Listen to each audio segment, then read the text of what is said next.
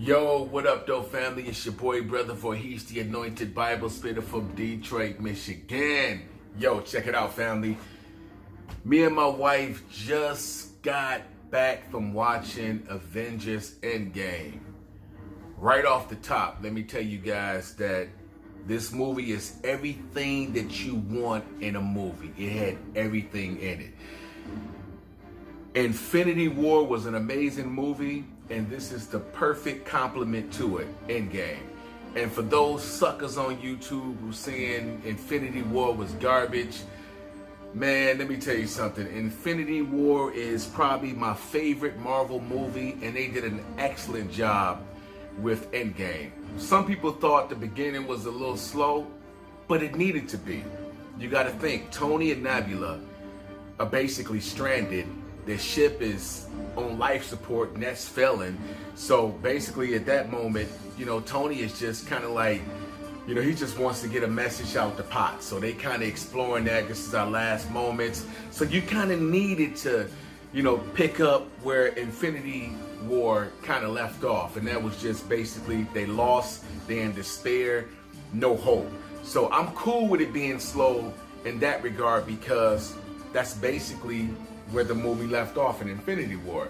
And I'm kind of glad they didn't really give us a whole lot of trailers to let us know what was going to happen in Endgame. And it kind of makes sense when you think about it because basically it's kind of like a part two. Endgame is like a part two to Infinity War. So it's like really your trailer is Infinity War. That's what your trailer is, and then they coming behind it and they just finishing off the series, and they did an excellent job of doing it. It had the emotions, it had the connections between the characters coming together. The movie was great. So let me go ahead and name a few things in the movies about the movie Endgame that I appreciated. One, I would like to say that Ant-Man plays a huge part in this movie. Because he's dealing with the quantum realm. Something happens where, and shout out to that rat that accidentally hit a key, like 5 years later, on that mechanism that at the end of Ant-Man and Wasp, that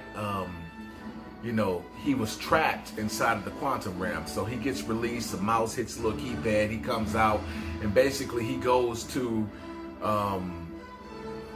the Avengers and basically comes up with this ideal about time travel. But I'm kind of skipping the gun a little bit because one of the things that really blew my mind from the very beginning, I mean like maybe 20-25 minutes into the movie, and this is a huge spoiler, Thanos gets killed, man. I'm talking about they realized that he used the glove one more time, so they was able to trace that to this planet that they called the Garden or something like that. And Nebula knew where it was. And now at this point, Captain Marvel is with them because she's actually the one that found Tony and Nebula out in deep space somewhere and brought them back to the planet. So the movie was just amazing. I mean, it was just dope the way they put everything together. And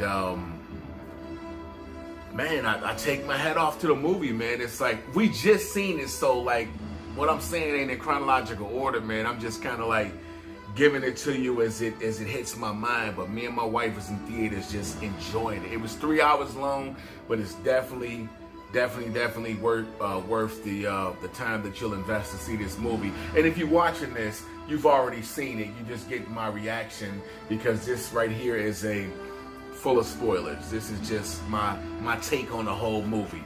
My favorite part of the movie, absolute favorite part, is when Thanos is getting ready to crush Thor, and he has Stormbreaker, the blade of Stormbreaker, right on Thor's chest. And he's pushing down, and he's getting ready to basically just drive Stormbreaker into Thor's chest the same way Thor drove Stormbreaker into his chest at the end of Infinity War. But keep in mind, there was a lot of time travel stuff going on, and so Mjolnir, Thor's old hammer, is back on the scene in the midst of this war that's going on because he actually reached out his hand and he you know, when he went back in time and he brought Mir back to the scene with him. So you see Mir on the ground moving a little bit and vibrating as Thanos is getting ready to crush Thor with Stormbreaker. But in your mind, you thinking Thor is trying to get Mir to come and help him, but it's actually Captain America.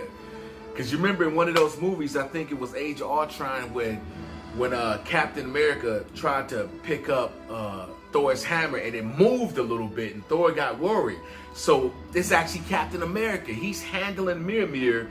I mean, he's giving Thanos all that work, man. I mean, he's just putting it on Thanos. I mean, he's spinning it, flying through the air, smacking Thanos around.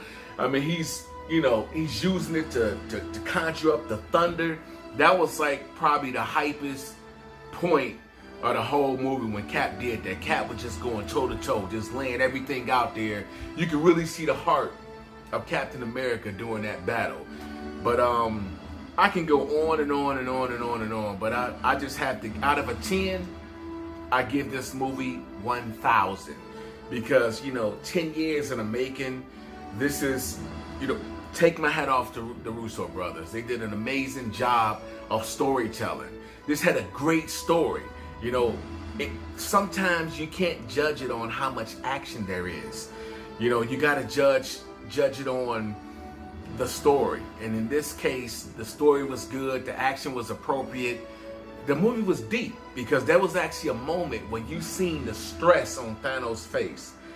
Captain Marvel comes back, she completely destroys his ship. So basically at that point, there's nowhere off the planet. I mean, she's like a force to be reckoned with. And we ain't gonna even talk about Scarlet Witch, but we is. You know what I mean? She could have killed Thanos. She basically had him up in the air, stripping off all of his armor.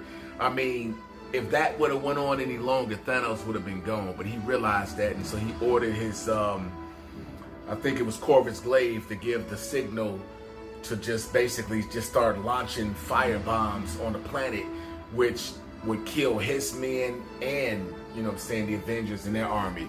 He didn't care at that point. He just had to get himself out of that situation.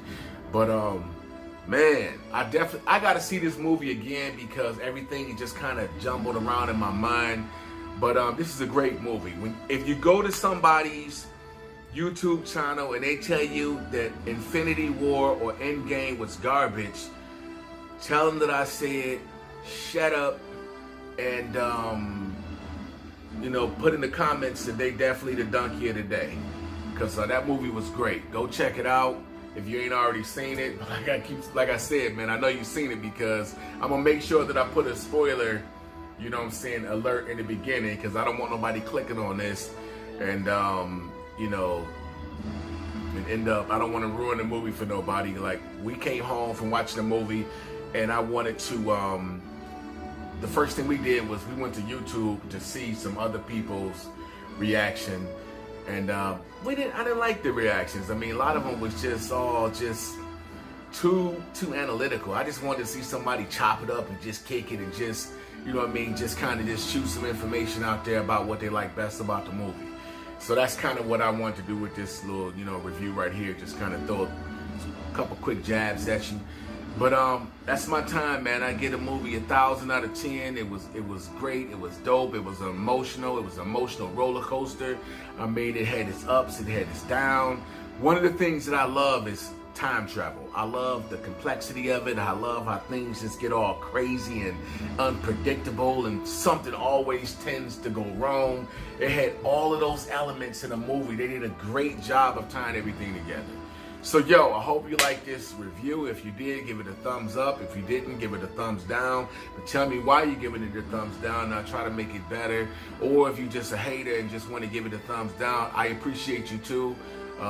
Just give me some feedback. Tell me what was your favorite part of Avengers Endgame. What did you like the best? What would you have liked to see in the movie? Did you think the Russo brothers did a great job?